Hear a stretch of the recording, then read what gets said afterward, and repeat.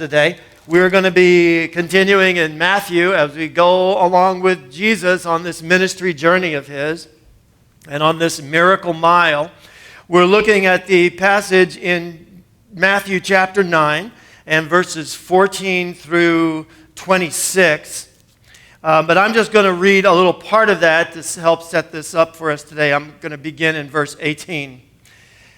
And here it is. While he was saying this, a ruler came and knelt before him and said, "My daughter has just died, but come and put your hand on her, and she will live." Well, Jesus got up and went with him, and so did his disciples. And when Jesus entered the ruler's house and saw the flute players and the noisy crowd, he said, "Go away, the girl is not dead, but asleep." But they laughed at him. After the crowd had been put outside, he went in. He took the girl by the hand, and she got up. News of this spread throughout that region. We rejoice today in the Word of God for the people of God. Amen. Well, you know, back in 1962 in Scottsdale, Arizona, the proprietor of a lunch stop and bait shop decided to expand his business. He decided to open up in the evenings and serve porterhouse steak and beans in a really casual ranch-style atmosphere. Well, so many customers were drawn to the food and those casual surroundings, that this proprietor was willing to really go to the mat to protect them. So one day when a businessman came from Phoenix wearing a tie, the proprietor went over to his table and he said, "You have to take that tie off. It's inappropriate for this restaurant." Well, the businessman refused, and the next thing he knew, that proprietor was standing next to his table with a butcher knife, and he cut that tie in half, and he tacked it up to the rafters in his restaurant as a warning to anybody who would come that his restaurant, the Pinnacle Peak Steakhouse and Saloon, was incompatible with ties. Now, of course, thousands of people subsequently put on their worst ties and made reservations just for the honor of having their tie cut off and tacked up on the rafters. Mine was at the San Diego location for at least as long as it lasted. But the point of all that is to remind us that sometimes what we wear, what we do, things we say are inappropriate for the circumstances. But even beyond that, sometimes the way that we think, the way that we believe, and even our approach to life can be incompatible with our surroundings, especially if those surroundings include the presence of Jesus. And I think that's one of the things that we learn in this little section of chapter 9 from Matthew as he goes along, as Jesus goes along on his ministry journey. And on this day, he's approached by some disciples of John the Baptist. Now, you remember John the Baptist, maybe. John the Baptist was a prophet, or in other words, a kind of spokesperson for God, whose mission it was to prepare people for the coming of the Messiah, who ended up being Jesus. Well, part of that preparation that John was undertaking was to help people acknowledge and understand their sin and the sin of their nation, and to repent and turn back to God. Now, every of these charismatic leaders all had their disciples. They all had their followers. And many of John's disciples actually went and started to follow Jesus once John told them that Jesus was the one that he was waiting for, that Jesus was the one everybody should be waiting for. A lot of his disciples went over to Jesus, but some stayed with John, and these are a few of those guys. And they come up, they approach Jesus and his disciples because they're concerned. They're concerned that Jesus and his disciples are not following some rites and rituals of Judaism that they believe are super important, specifically fasting. They come up to Jesus and they say, John's disciples come up and they ask him, how is it that we and the Pharisees fast, but your disciples do not fast? And they're really concerned about this because in this context, fasting is a ritual and a rite that's tied to repentance, which these disciples of John were really into, right? It was tied to repentance. It was considered a powerful means by which people get in touch with their sin. They mourn for their sin and for the sin of the nation. They mourn for the fact that people are divided from God and they've drifted away from God's will for them. They mourn over this separation between people and God. And this idea of fasting was a way of almost pleading with God for forgiveness and pleading for God to maybe come to the rescue, to come down, to swoop in and come to the rescue. Well, Jesus also was very interested in repentance, and you read this in the Gospels. Jesus talks a lot about our need to recognize and acknowledge our sin and to turn away from that sin and turn back towards God. He talks about it a lot. So John and Jesus were on the same page about a person's need for repentance and forgiveness and turning back to God. But here, when it comes to the issue of how to do that in this moment, Jesus has a new thing to say. And he says it this way. The disciples come, they say, how is it that we and the Pharisees fast, but your disciples do not fast? And Jesus answers, how can the guests of the bridegroom mourn when he is with them?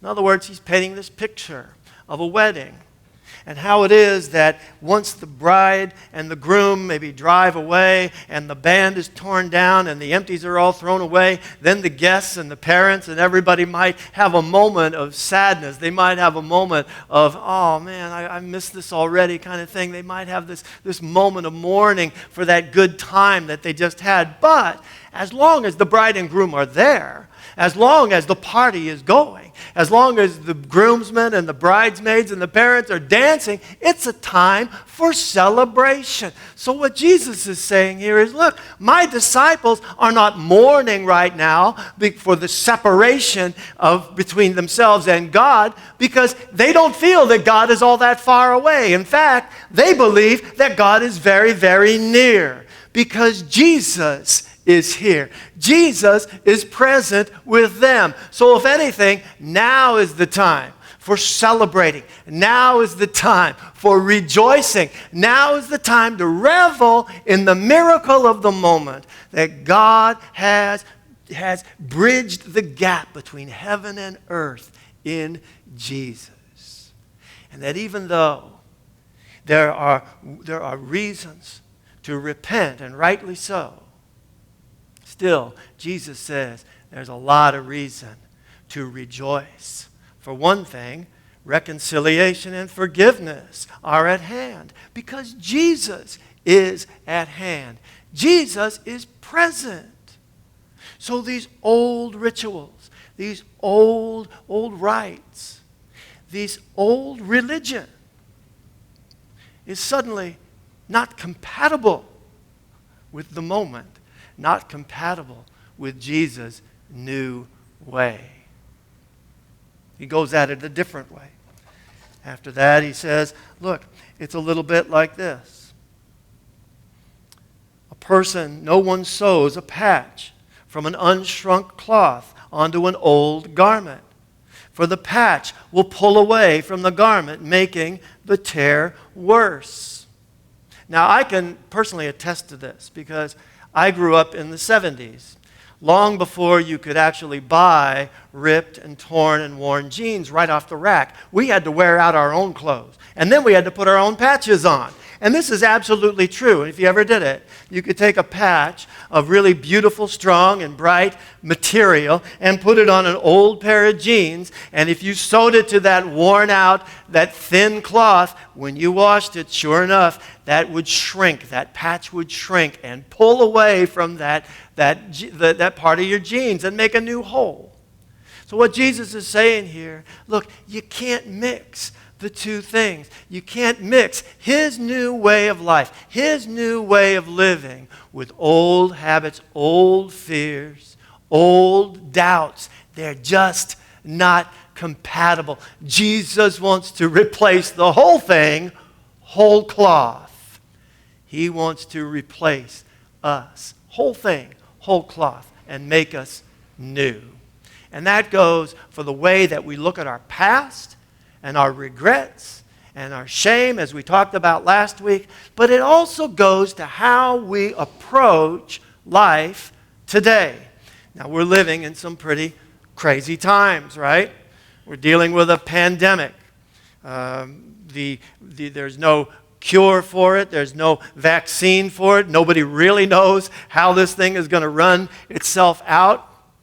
On top of that, we have civil unrest over issues like race and class, even arguments over the facts and the meaning of our common history.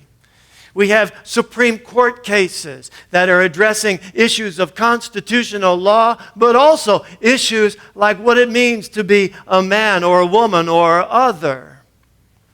Issues that go to the core of what it means to be a human being. And on top of all of that, it's an election year. I mean, it is crazy. There's so much uncertainty and so much uproar and so much unrest out there.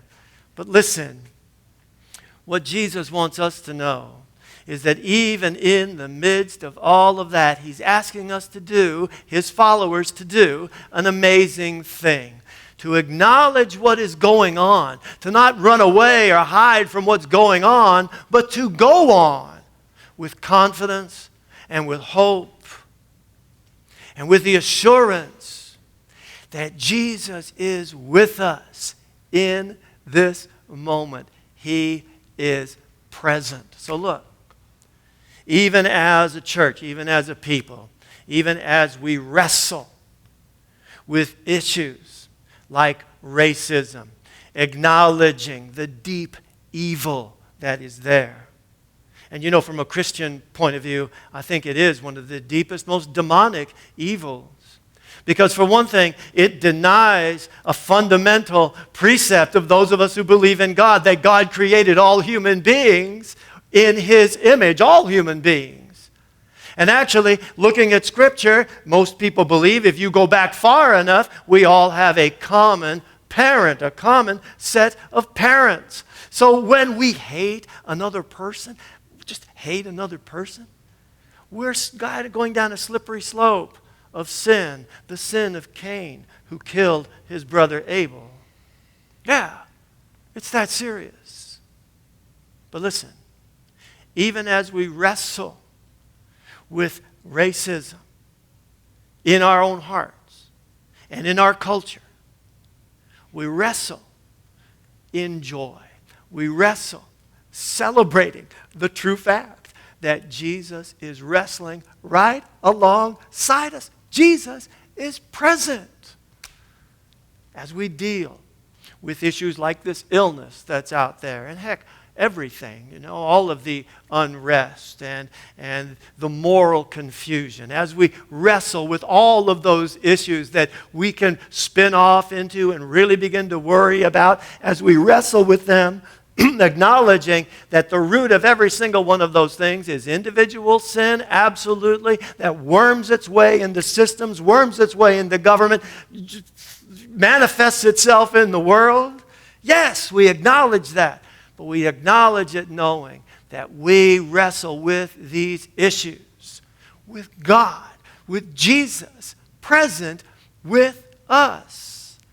Jesus is with us. And he is beside us as we wrestle with all of these issues. And Jesus wants us to approach our lives that way.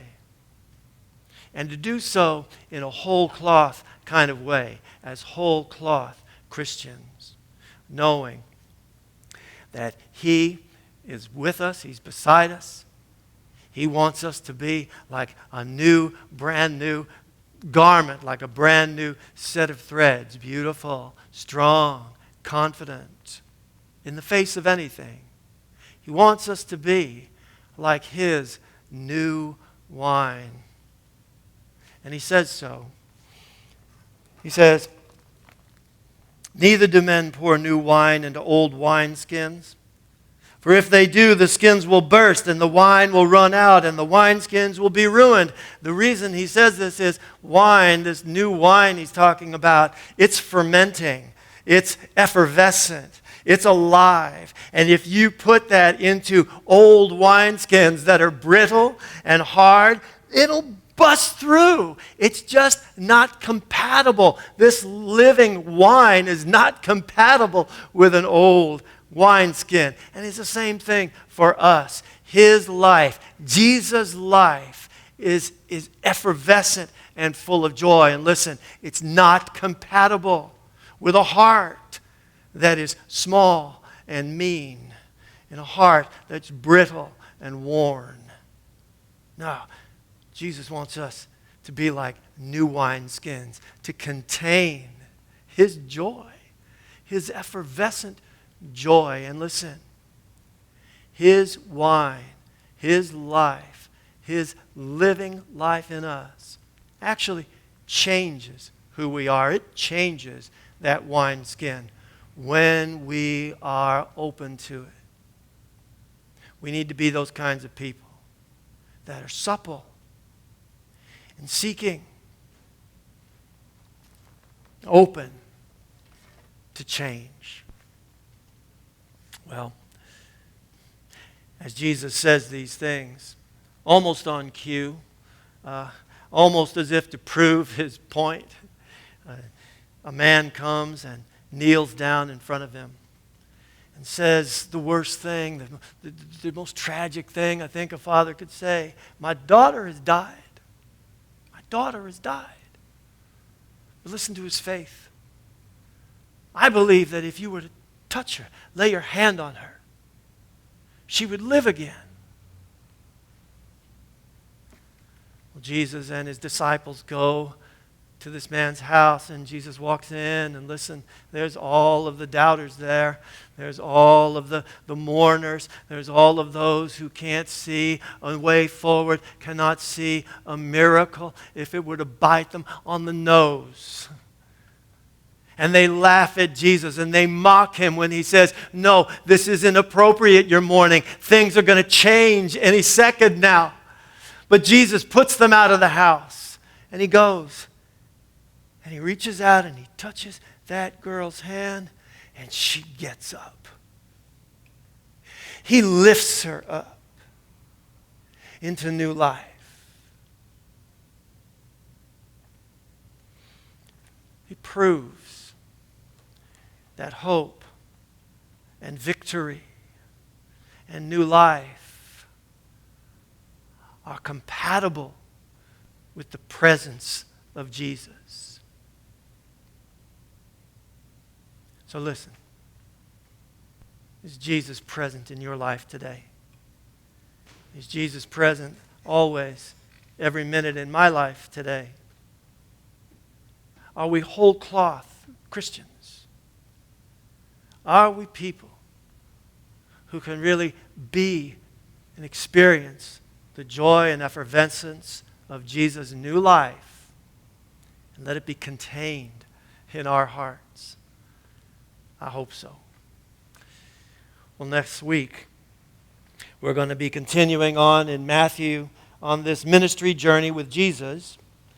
But we're going to be taking a different turn. We're going to be seeing what it's like when people decide to really go His way. Because what we're going to discover is often when we decide to go Jesus' way, we're going against the traffic. We're going against the grain of the tenor of the times. That an encounter with Jesus often means that we're going to live a counter-cultural life. But in the meantime, this week, Think about where you are in your life with Jesus. Think about how you are approaching life, especially as these issues come up that are so uncertain. And ask yourself,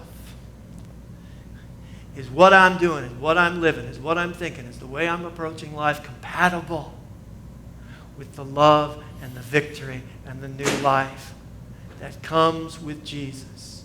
And remember, Jesus is present. And let's pray that by God's grace, we really feel that and experience that this week. Amen? All right.